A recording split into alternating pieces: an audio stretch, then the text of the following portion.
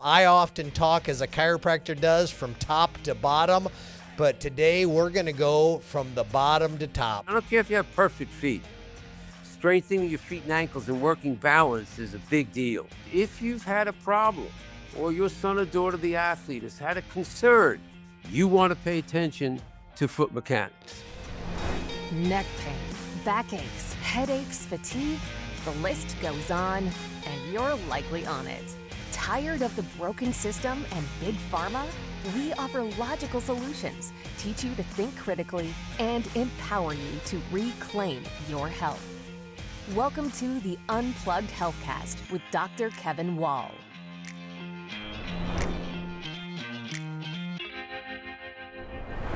Hey, welcome back to the Unplugged Healthcast. This is Dr. Weil, your host. Have you ever walked on a roof? Growing up in the Midwest, of course, my old farm stories, invariably you find yourself on a roof somehow. You know, getting something off a roof or fixing somebody's roof, your neighbor's roof. My dad often had me on a roof as we re-roofed our house a few times over the years. And I tell you, a day of walking on a roof will give you a sore back, will give you a sore hip. It'll give you a sore everything. Just picture your right foot below your left foot. You're 6 inches off one way or the other. This is a classic example of our topic today. Today, we're going to talk about your feet. We're going to talk about the importance of a stable structure, having good stability at the foot level from bottom to top. I often talk, as a chiropractor does, from top to bottom, but today we're going to go from the bottom to top. So welcome to the Unplugged Healthcast, our podcast on feet, podiatry, just a good stable foundation. Back when I was about 10 years old, I had constant sore knees, constant feet issues. I don't remember that much. That was 50 years ago, but I remember my knees always hurt. My mom got sick of listening to me, and she took me to a great podiatrist. Well, that day I figured out I had flat feet, I had dropped arches, I had foot issues. I got, at that point, casted for orthotics, and for now, it's over 50 years. Every day when I get up, the first thing I do at 5 in the morning in the dark is I search for my orthotics. I believe it's not what you do sporadically that keeps you healthy. It's what you do every day. And every day for 50 years, I find my orthotics, I put them in whatever shoes I'm wearing that day, and it's a constant daily routine. I wear orthotics. So, of course, I'm going to bring in one of the best orthotics that I've heard about. If you guys would welcome to our show, Dr. Robert Weil. Doc is a sports podiatrist. He is the host of the Sports Doctor. It's a radio talk show that's been on the air for 43 years. Doc has been renowned for treating NFL athletes over the years, as well as other celebrities. He's been. If you guys probably don't know, but I do. Back when the Chicago Bears were really good, they had a thing online called, well, it wasn't online, it was on TV, the Super Bowl Shuffle. Dr. Weil treated 5 of the Super Bowl Shuffle, including Jim McMahon. He also has treated John McEnroe, Tracy Austin, and Olympic gold athlete Evan Leitzachek. Doc, welcome to the show. It's so good to have you. Thanks for joining us. It's great to join you, Dr. Kevin. I'll call you Dr. Kevin. I'm Dr. Bob. And again, I have always included the chiropractic profession on a sports doctor forever, for decades. The idea of positioning and function stability. I like to talk about whether it's superstars to grandmas or it's 10-year-olds like you were, or 6-year-olds, where we see posturally there's discomfort showing up. Their feet hurt. They're complaining that there's a problem. And I'll put 3-4-year-olds in orthotics where we see there's a family history. Most foot behavior is inherited. Yeah, most people wouldn't think that by any stretch. Now, before we get too far down this road of digging out all this information, I got to ask you a little bit more personal stuff. You started a sports talk show 43 years ago. Those don't really exist much anymore. Yours is still going, and I think it's going very well. What got you into this talk show radio, and tell us about your show? been 3 or 4 different kinds of formats. Back again with Bob Guida, we were part of a local sports show with a Hall of Fame local host who was always talking about the Bears, and maybe Mike Ditka would come on, and maybe we'd get the guy that was dealing with Gary Fensick at the time, the great defensive player for the Bears. And so we spent a few years with that. I then got involved for over 20 years at College of DuPage in Glen Ellen, who has a famous blues jazz station. And I think the Sports Doctor, we did it live and we were in the studio. And I then spent 5 to 7 years with Healthy Life Radio, a great West Coast health radio group. And about the past 5, 7 years, again, the show's always been the Sports Doctor. The topics have always been a lot of attention to the role of the foot, but it's grown into, I have international guests on. We spend a lot of time on youth sports, parenting, behavioral challenges in youth sports. Close your eyes and picture that yelling, screaming parent on the sidelines, maybe. So Yeah. I was very, very fortunate to have those different formats. And now I'm with BBS Radio live. We do a live show. I have 2 guests every week, and I have guests from all over the world, concussion experts, again, psychologists, many chiropractors over the years. I bet you 50 if I look Awesome. back and counted them. So sometimes they're medically, and sometimes, a couple of months ago, we had a Dow specialist from the Netherlands. And he was talking about 3,000-year-old principles, or the principles of the Tao, that famous thinking, and how it was applied today. It was as important today. And he was talking about sports medicine and team building. So we do cover a lot of those different topics. All right. Well, so if they want to find you, they can go to BBS Radio or just look up the Sports Doc, and they can listen in. They can learn more about the feet than we're ever going to talk about probably today. The website, Kevin, is thesportsdoctorradio.com. Okay. If someone wants to listen into a past show, they can go back years. They can go to bbsradio.com/the Sports Doctor, and they could listen or see what was on, what were the topics, and listen to whatever they would like. And I've had people on repetitively for 20 years. Hey, all right. Well, let's get to the topic here, because you and I both, love and understand the stability issue of feet. But talk to people out there now listening. Why is the foot so vital to just general health? Because they all just think it's about feet. And I've not had much knee problems. I've had just a great run. But most people don't get what orthotics can do and why it's related. Fill them in. A lot of times parents might ask me, athletes might ask me, do I or does my son or daughter need orthotics? I said, let's ask if they would benefit.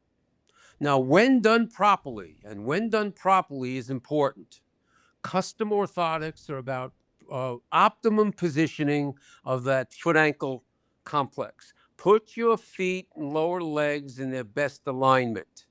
Whether you are coming down for a rebound, whether you're running, whether you're doing walking activities, whether you're doing daily life, every step you take, you initiate it with your feet. So many times we'll see consistent postural problems that are not where the feet aren't hurting. So sometimes it's missed. I can't tell you how much knee surgery has been done over the years where if we put a ball of yarn under the arch, they might have improved. The foot ankle is a complex structure. And it's very understanding. Number one is if you've had a problem, or your son or daughter, the athlete, has had a concern with their feet or ankles or their lower legs that's been persistent, you want to pay attention to foot mechanics. Are they flat-footed? Or do they have high arches? Some of the greatest athletes have high arches. Now, let me just talk briefly about the role of the foot. Number one, shock absorption. That's what pronation allows. Pronation is normal. So is supination. Shock absorption. Every step, imagine you're landing on your heel. Number one. Number two, your foot shapes to the ground. Imagine you're walking on the grass. Pronation allows your foot to accommodate to the surface. And at the same time, your lower leg is rotating inward. And that's why so many knee concerns are related to that foot collapsing excessively. And in the young female, where the hips are wider, is an angle down to the knee called the Q angle, and it's enlarged in girls. And the hormonal changes. So the torque to the knee can be related to that rolling of the foot. Now, picture this, everybody. Once we bear weight, pronation ideally stops. Now, the foot is lining up. Look at that big toe joint. This is that lining up structure that lines up to push us off. Many foot mechanics, we're not pushing off at the right time. You're 2 steps slow. That's why we saw the McEnroes and the Tracy Austins and the Jimmy Connors and some of these other players. But guided talk, here's the other big point for all of you out there. 2 things you could do tomorrow to make a big difference. Include foot ankle strengthening. Whatever your age is, whatever your sport is, include learning how to strengthen your feet ankles. Rubber bands are a great way. Great way. Number 2, work balance. You mentioned being on the roof. You know what Guida used to call it, Kevin? We call it today instability training. You'd walk into Guida's gym, every athlete was balancing barefoot on a mini trampoline. If they were a hockey player, they might be swinging a hockey stick. If they were a tennis player, they might be swinging a tennis racket. He was creating, he had them walking on balance beams. And he was paying, and again, the roll of the foot was a big deal to him. This is when we started really paying attention. Now, again, those motions. If the role of orthotics is positioning and support, allow your foot to supinate and become a rigid lever on time, you're more efficient. I don't care if you're coming out of the batter's box or you are an arthritic and you're walking around every day and you're worrying why everything hurts. In many instances, if we take into consideration that, number one, you're in a great walking shoe, you're in a shoe that's optimum, you're fit properly. Dr. Kevin, 30% of all of us aren't even fit properly. Are you talking fit for an orthotic or fit for a shoe? For a shoe. Yes. So shoes, number one, again, we would be concerned. And then again, in the proper hands, almost all the time, and this is news to a lot of doctors, you don't need trouble to use orthotics. And I'll use figure skating as an example. I've been putting orthotics in figure skates 40 years, give or take a few weeks. I still am doing it. I'm rooting for Danny O'Shea. He's heading to the Olympics, 34 years old. He skates in the pairs with his partner, and he's in orthotics since he's 14, like 20 years, man. And we're rooting for him. But in many instances, when we're talking positioning, then we can make a difference in performance. So this is where the other role of orthotics come in. So I've never had a coach call me over the years and say, hey, doc, you screwed up this girl's balance. You put orthotics in her figure skates, all of a sudden everything's worse. What I have had, even though we were using the orthotics for problems, most of the time we're using orthotics for the most common thing we see is plantar fasciitis, arch and heel pain. It's advertised all the time, and it's very important to support that foot. But think about it. If you're pushing off a loose foot because you inherited Dr. Kevin's flat feet, every step you take, you're stretching the arch. The job of the orthotic is to get you to be in the right position at the right time.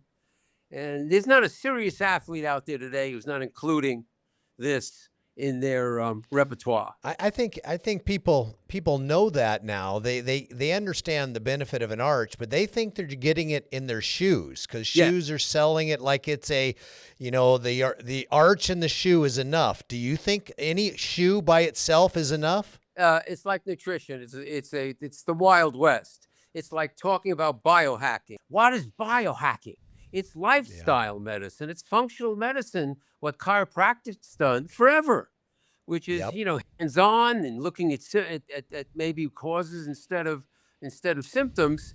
And the idea of, again, paying attention to prevention. Everybody in sports is interested in prevention. Can I stay out of trouble? The roll of the foot's a big deal. Number two, can I enhance performance? So this is why Guida would have you big time. Let's strengthen your feet and ankles. And what we started to see that when we were using orthotics for pain as one of the main reasons, we were seeing increased performance, even if it was increased comfort. You know what the magic word is? Efficiency. Body stability and foot, ankle, or leg deficiency. If I asked you as a chiropractor, if we took 10 people off the street, how many would have some sort of leg shortage, Dr. Kevin? Yeah, well, I mean, they all do. But even Right. if it wasn't a leg issue, it was a hip issue or a knee issue. And again, and I'm 100% behind you that very few of them have ever considered an orthotic, had it checked. I'm curious, what percent of people do you think need an orthotic, should get checked, or probably would benefit from an orthotic? All of them. All of them. His magic word. Would you benefit? Now, my experience has been whether you are 80 years old and you had knee replacement and you've got problems with the other knee, or you are, again, 11, 12 years old and your feet and ankles hurt because you're playing volleyball 10 days a week, or you are a weekend warrior. In many instances, again, if you're interested in preventing problems, especially, do you have a history? If you have a history, the role of orthotics is an even bigger deal. And imagine, again, the common bunions. Everybody knows that big bump on the side of Yep. the big toe. And I have done surgery on the 80-year-old, 75-year-old in my surgical career grandmother. We've done surgery on her 45, 48-year-old daughter. And we started seeing trouble on the 12-year-old kid where the bunion was developing. This is one of the ways we see the inherited characteristics. So if you're looking at yourself or your family or your team, and you're asking everybody who's had trouble, and then you want to know, can orthotics be a weapon? Again, the answer is yes. You make a very big point. You could walk into the Walgreens or the running shoe store or on the internet, and you could be deluged with insoles. Yeah. And many times, if you need an insole tomorrow, I might say to you, Kevin, let me put you in Superfeet or Dr. Scholl's. I've used Dr. Scholl's for 100 years. But then we'll look at orthotics. It might take us a couple of weeks to get a proper orthotic. Usually flexible plastics that can be very, very comfortable. And if the orthotic is not comfortable, then no one's going to use it. And the science and the art of orthotics is it probably, again, I'm prejudiced. It's not that podiatry is the only profession. There are physical therapists, podorthics, that many times specialize in shoes, who really know their way around orthotics. But podiatry is my number one recommendation. And in most instances, it's a step up. That's my latest article in Lower Extremity Review, by the way, is 40 years of figure skating, a step up with orthotics. When you're in pain, it's the little things that make a big difference. A friendly face, a warm welcome, and a plan that finally works. At AFC Physical Medicine and Chiropractic Centers, we take the time to understand what your body really needs, providing personalized care that gives you real relief. Because feeling better isn't just about treatment, it's about feeling like you again. Give us a call or visit our website to start your journey to a pain-free life. A lot of women I've talked to about that, they say, well, the shoes, they're heels. Now heels aren't as big as they were 10, 15 years ago. But I hear you're actually putting people in figure skates in orthotics. So I got to think that if you can get a figure skater orthotics, anybody can wear an orthotic. A heel, it doesn't matter. There's no real good excuse, is there? Well, here's a great story with Lysacek. At the same time he was in Dancing with the Stars, that he won the Olympic gold medal, I put dress women in the same kind of very narrow, very minimum bulk orthotic in a 2-inch heel. It's not ideal, but many times it's much, much better than nothing. And many times we might see and so that we had a couple of Dancing with the Stars that we had, it was color-coded, and they were like Velcroed in their shoes. But a dress woman many times will have a second pair of orthotics, which are a compromise. And we have to compromise with in a figure skate. It's going to be a different device if you're a tennis player or if you're a volleyball player, where we have to be concerned with side-to-side motion. But this is big news to a lot of women. Over the years, I'll bet you 40% of the women I have seen, maybe they were runners, maybe they were in orthotics and sneakers that they needed. They ended up in a pair of orthotics because they could put them in their boots, in their flats, and in their low heels. But that's another specialty. There's no doubt about it that women's shoes, they don't cause hammer toes or bunions. They just usually aggravate the heck out of them. A condition where maybe there's the knuckling of toes. Somebody might have corns and calluses. These are common podiatry patients where somebody might have a corner callus trimmed down once a month for their whole life and become very, very comfortable with it.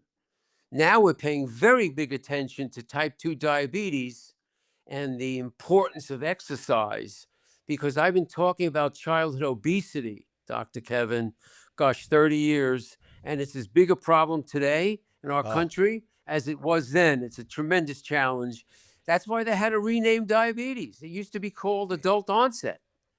And then there was an explosion of children. So this is one of my roles, which is to get the word out that these young kids who are looking at screens all day need to include exercise. They don't have to be an athlete. Huge. It's a huge challenge for the pediatric community, as well as like we talk to every professional. They roll their eyes when we talk about the kinds of challenges that social media has. Okay, well, let's kind of deviate slightly here, because there's a big push out there for a thing called grounding.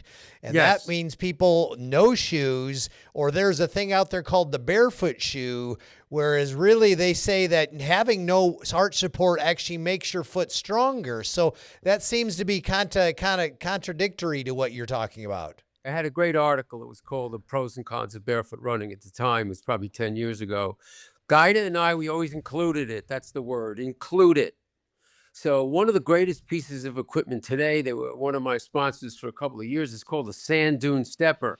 Think of the Bosu, where you're balancing all over the place. Guida, we love tilt boards that would cause all sorts of challenges when we would talk. So if it was on a golf course, if we had safe surfaces, then we might have athletes running barefoot on the beach.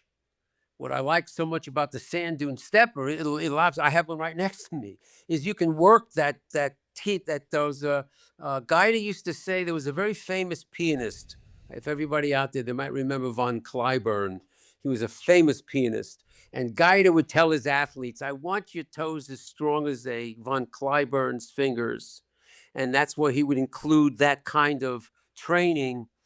And but a barefoot running could be dangerous, overdoing it. I tell runners, if you're someone who's not had trouble and you want to play around with less is better as far as your shoes, you even want to include some barefoot running on safe surfaces, I'm not going to fight with you.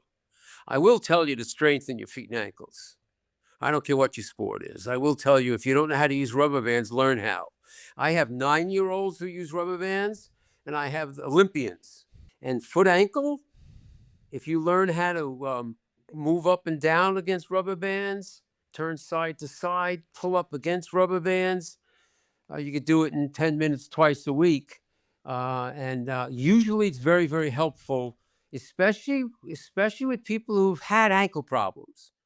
And ankle problems is still number one, Kevin, when it comes to joint activity. Well, let me back up there. So it sounds like you said grounding, barefoot, those barefoot shoes, those are good for almost training or getting your muscles stronger. Is that what I just got out of that? Which was, it's not a horrible thing, but it's not something you'd say you should be permanently dealing with. If you don't have a history of problems. And Dr. Weil, I've been in this particular shoe for 10 years. All I read about now is less is better. I want to start using less and less shoe. I want to include barefoot running. Should I do it? If you have a history of trouble, I wouldn't do it. If you could say to me, I've done well with my feet, ankles, legs, knees, and I want to include barefoot running on a safe surface, then it's good strengthening. the principle, sometimes again, we get caught up in you or me, or, on the alternative thinking, which is either number one, if you're in a shoe with arch support, you're in a brace. There was an article in Lower Extremity Review. I got 1,000 reactions just on the question was, do orthotics weaken the feet? Right. That's a And classic. me and other podiatrists, some agreed to. A couple in your profession, a few in physical therapy, were proponents of that with the same thought process. My opinion is they do not. If done properly, they don't replace strengthening the feet. They help align the joints. And whether you're talking about the hips or you're talking about the feet and ankles, when done properly, it's just that there are so many choices. But if you go to a reputable podiatrist, there's all sorts of choices with the American Podiatry Association, let alone the sports. Then you usually get somebody who knows their way around orthotics. I remember when I had some young figure skaters, they were also equestrians. And I went to one of their meets. There were 3 different sisters. They all loved their orthotics. And somebody said, "What? They're riding a horse. What do they have orthotics for?" And I said, "Knee positioning." That's the same reason we put orthotics in a bike rider's cyclist shoes when we're talking about knee concerns. And it's still, I think it's still a semi-secret, Dr. Kevin, after all these years. That's why I'm on your show. I'm with you. I see it out there and people are lost. And again, there's so much noise. They don't know who to listen to and where to go to actually find answers. So if they were going to go and get orthotics, so you would recommend a podiatrist as the primary source. Then I'm curious between hard or soft orthotics. Then I hear somebody talk about 4 different arches versus they're just one arch. Everyone's got a lot of information. Give us the straight scoop. Hard or soft, and do they need to support all 4 of those arches? A flexible plastic, in better terms than hard or soft, is rigid or flexible. If I have a 75-year-old person, can put them in a hard, flexible plastic. I might use the same flexible plastic in a figure skater doing triple jumps or a high-performance tennis player. So the material many times can be a hard material, but that could be extremely forgiving. So a much better term is whether it's we don't want a hard orthotic that might cause discomfort or jolting. We can use, and polypropylene is a material that I've used for 40-something years, whether it was in your grandparents' shoes or in your 8-year-olds. A flexible material, and in most instances, we don't need a cover. It could be a plastic material with a flexible material under the heel. I could put it in your dress shoes, and you could run 10 miles a day in it. We can cover it with a full shoe Spenco so that it would replace the insole in your running shoe. Many times I'll do that with a woman because she can't put an orthotic in any other shoe anyway, unless she's in something that's like what we talked about before. So you want to think flexible versus hard and rigid as a much better way of looking at an orthotic as to whether or not it would be hard or soft. And that's a big point. Are you struggling losing weight? Do you need a metabolic reset? Are you concerned about diabetes? Hey, it's Dr. Weil here, and it's time to take action. It's time to get unplugged. Here's the simplest solution I've ever seen for losing weight. Reset your metabolism, reduce your A1C levels, and reverse your type 2 diabetes. It's time to feel great again. Hit the link in our show notes or go to drkevinwall.com and learn more about our Feel Great system. This product curbs appetite, reduces your cholesterol levels, increases your HDL levels, and supports normal blood glucose levels. It can increase your GLP levels by 70% when fasting. You don't need Ozempic. It's time to take control of your health again. Hit the link in our show notes and watch the belly fat melt off. Now you said, because I do this all the time. Now you got my head spinning. I take out the crappy support that's in every shoe, and I just replace it with my orthotic. Am I supposed to keep the other one in there and put this on top of it? Because that makes no sense to me. No, in most instances, what you have in a standard walking running shoe, you didn't buy over the counter the $50 or $60 insole. You have in the shoe, what came with it is a piece of paper. It's not any kind of real support at all. So forever, if I was using a flexible plastic orthotic, then I would put it right on top and not have it negatively affected at all, unless you said to me, it's too tight. If you said it was too tight, I would take it out. Otherwise, the same one piece flexible orthotic that goes from the heel to the ball of the foot is the same device I put in professional baseball players' spikes, that I put in USA Olympic volleyballers' shoes, or I would put in your shoes to go to the gym in. On occasion, we will add the full shoe padding. We want padding. And then we will replace the insole. But there's so many different types of orthotics. The major key, and this will surprise you now, I measure optimum orthotics with a smartphone. I get a Wow. 3D image. I've been casting people's feet forever, and I was a very Yeah. tough sell. The idea of some of the imaging, but the major key of an orthotic, to remember, everybody, it is a prescription, ideally. Just like your glasses.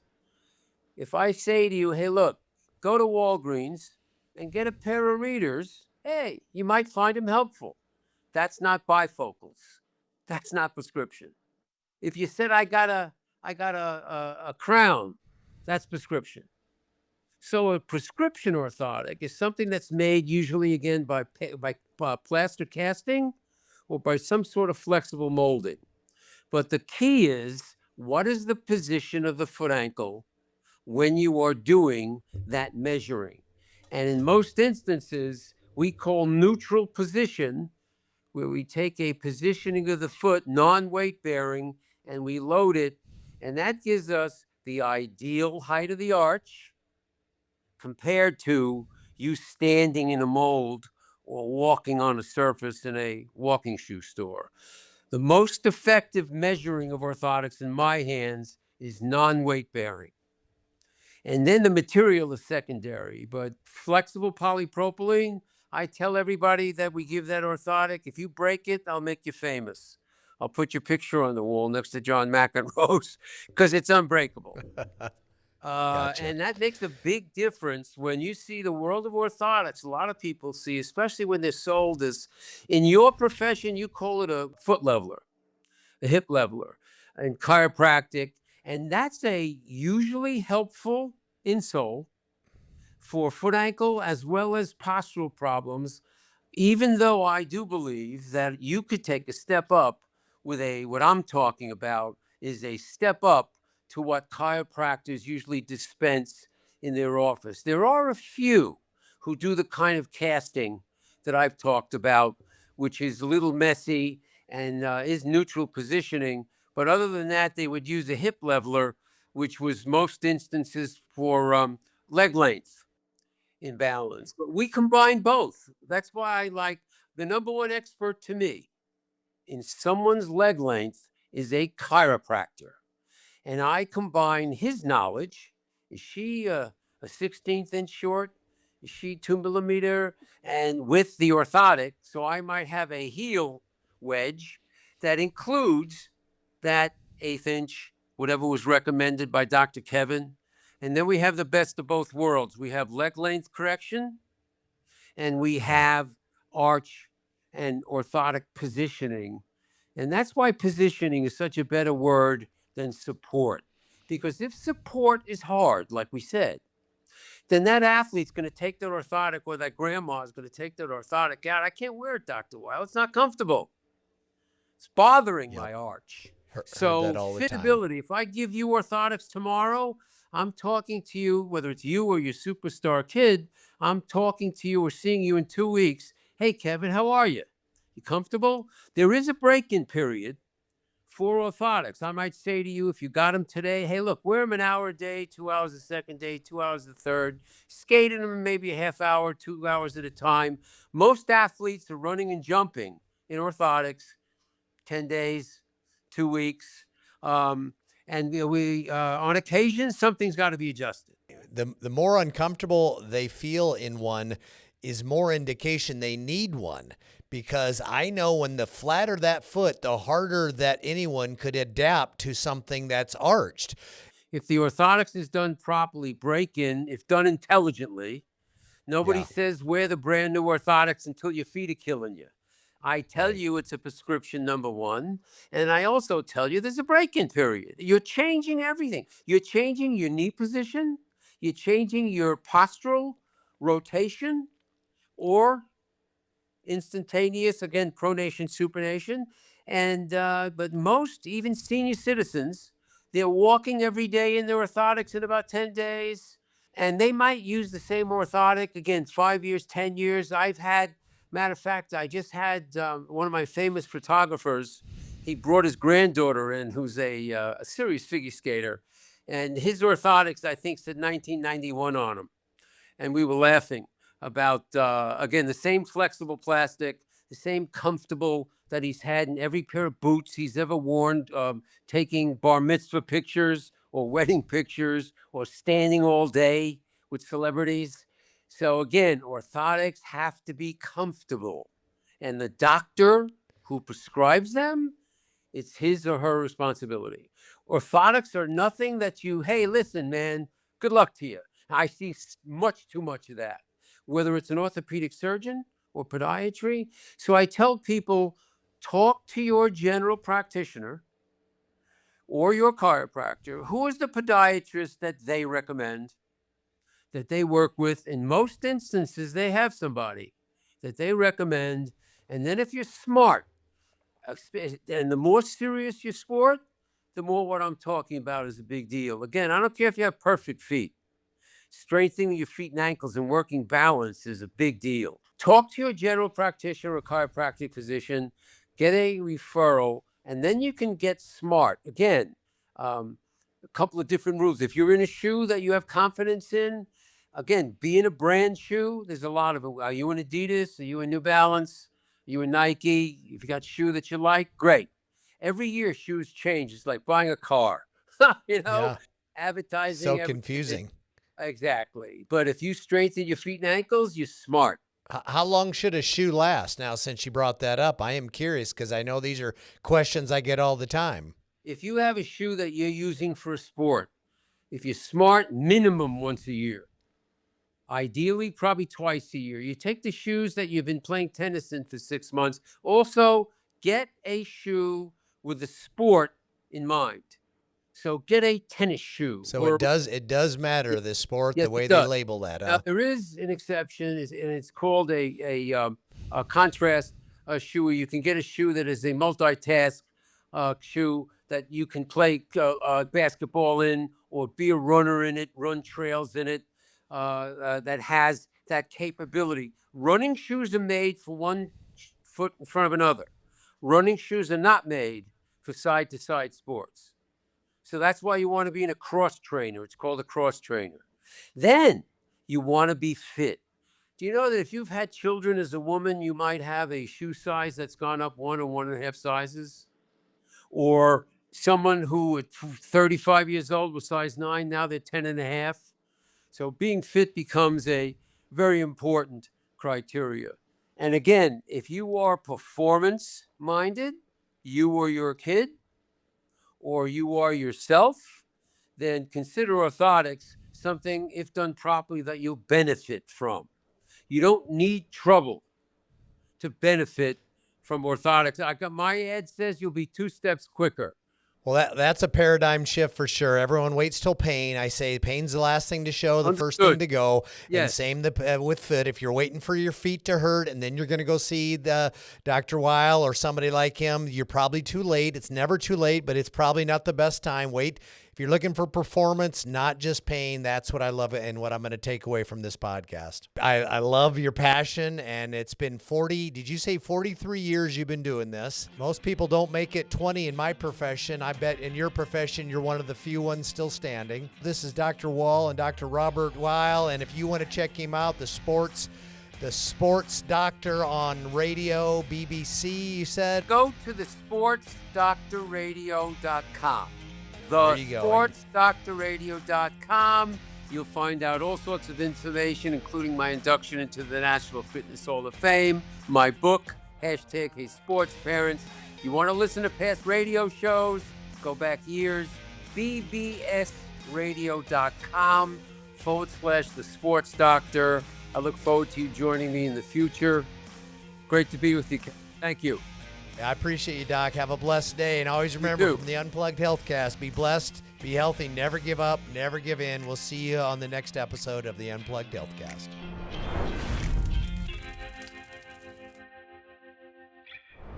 The information provided in this podcast is for general knowledge and informational purposes only. It does not constitute medical advice. Always consult with a qualified healthcare professional for diagnosis and treatment of any medical condition. The views and opinions expressed by guests are their own and do not necessarily reflect the views of the Unplugged Healthcast or Dr. Weil.